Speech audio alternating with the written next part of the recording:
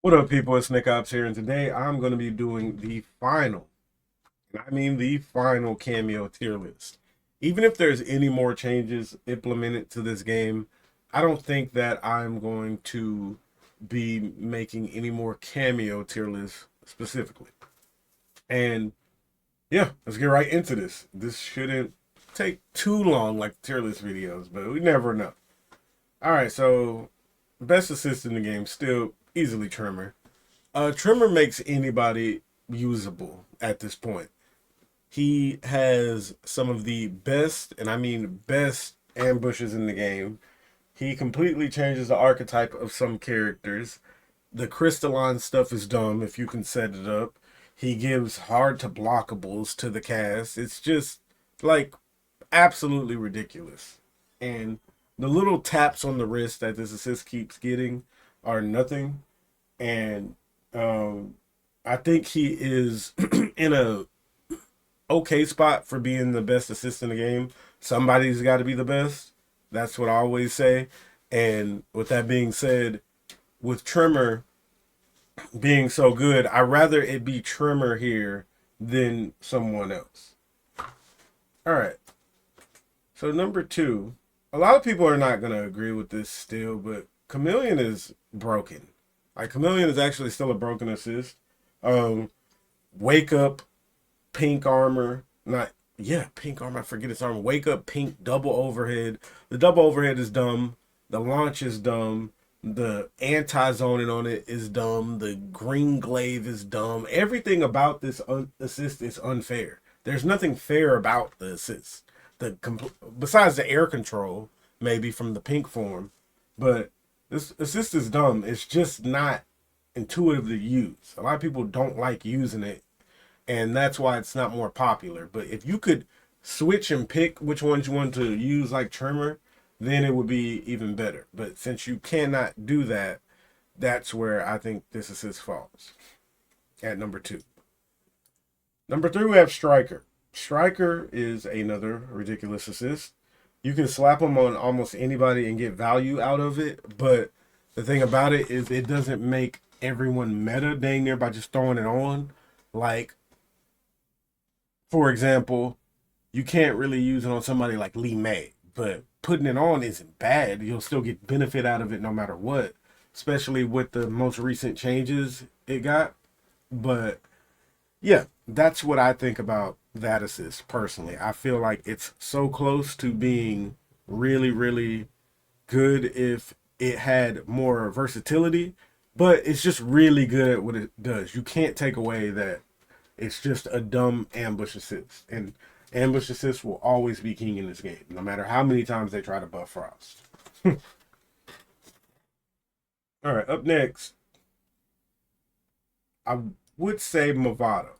Mavado, I think I'm going to start ordering a bit more now.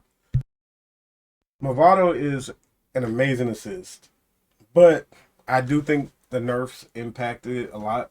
Before, I would say you could put him like right here, but with them making it to where you can't just spam him, the combo slash assist ambush, I do feel like that was important to his kit, and I felt like it was important for a lot of characters.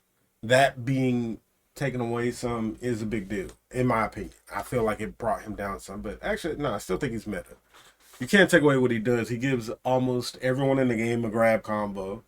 He's just one of those where there's no reason not to use him. If you don't know what assist you want to use, just use Mavado. That's how it works.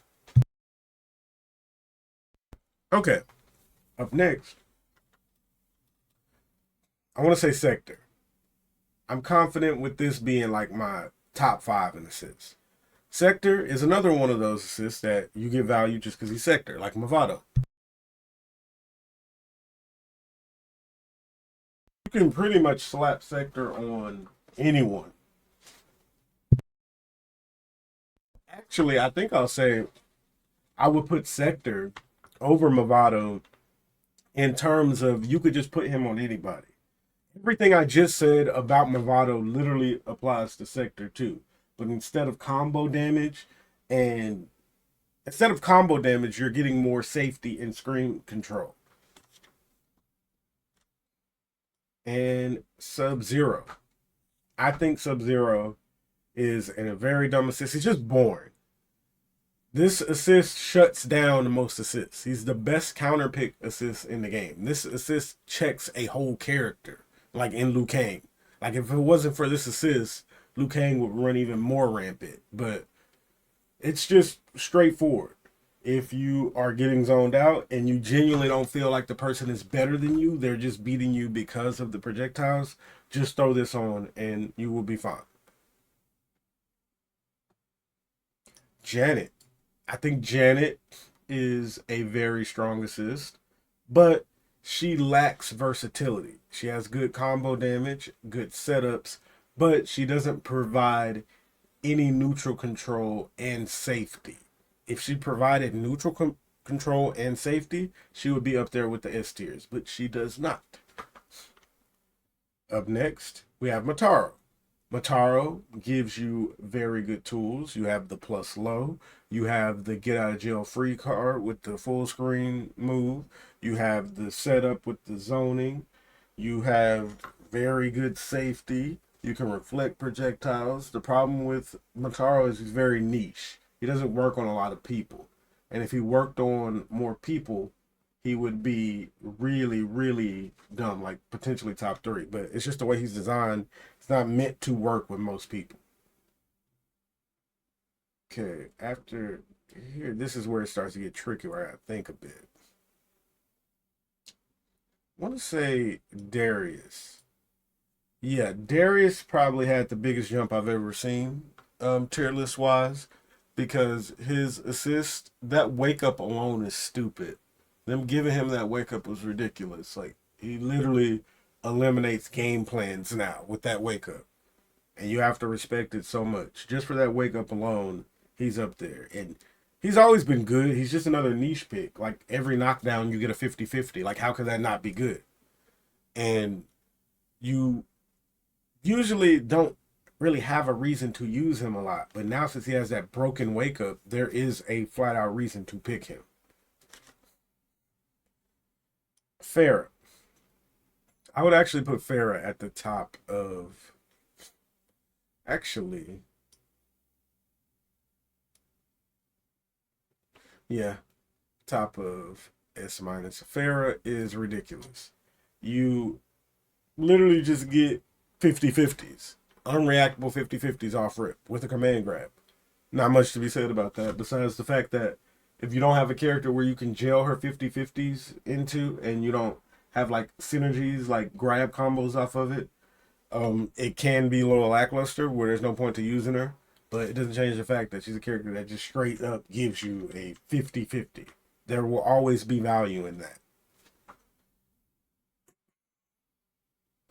Okay, next we have, let's say, Kung Lao. Kung Lao is another one to where he doesn't really have a lot of synergy, but still good at what he does. Simple as that. You get a low as a full screen projectile, and you get a launcher, but there's not a lot of reasons to use him. With the hard to blockable stuff, you got Tremor now. You got a better full screen projectile in Sektor. He can get shut down by Sub-Zero. Still good. He was one of the best in the game at a point, but they nerfed it a lot, rightfully so. Say up next we have, is there any more in S minus? Yeah, I think that's all S minus. Up next I would say we have Madame Bo. Madame Bo, another one that's really good is what she does. She gives you setups. You have a low, which some characters you end up with access to an unreactable low, like Omni-Man, where you could do 2 into low or 2-2 and some mix. She completely changed the way he's meant to be played right when she was released. Don't get me started with Cyrax in this character. Everybody knows about the dumb bomb setups with this character. But another one of those where she's actually very niche. But the fact that she has that ambush bottle is the only reason I would put her in A. If it wasn't for that straight up where you just press R1 to get an ambush bottle, I would have her much lower. But that bottle is very strong. Cyrax, same thing. Literally same explanation as Madame Bo.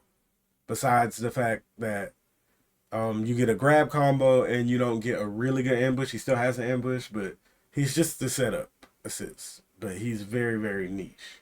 And I actually might put him a little lower now I think about it. Kano. Kano is an assist that if he had more synergy, it would be very good. You have the ball move that is good at keeping you safe, but why use that when you can use Tremor? You can keep yourself safe also with like some forms of Chameleon with Striker. Hey, you even pop a bomb here and now be safe with Mavado. There's no reason to use Kano. Kano is a good assist on paper, but he is no one's best assist. And there's a reason behind that. But he's still a solid assist. If you just want a straight up easy ambush assist to keep you safe. Okay. Up next, we have, who would I place? I want to say Serena. Serena is good. I feel like a lot of people just undervalue how good her tools actually are. I feel like she's viewed as like the bad player assist, but her neutral control is really good. Access to easy combos that net you like 40 across the cast. Meter drain can buff your damage. She is a good, well-rounded assist. She just doesn't have an ambush assist that is potent. She had that, she'd be S minus, but she doesn't. But she's still very good, in my opinion. All right, up next we now have Shujinko. I do think Shujinko is a good assist. With him having that crumple now, it makes him a little more versatile. Still not great, but when he does work on you, like somebody like Conan, oh, he works. But nah, he's really niche though. I think he'll be like the first B. All right, and to continue with B, got Frost. Feel bad for Frost. They want Frost to be meta so dang bad.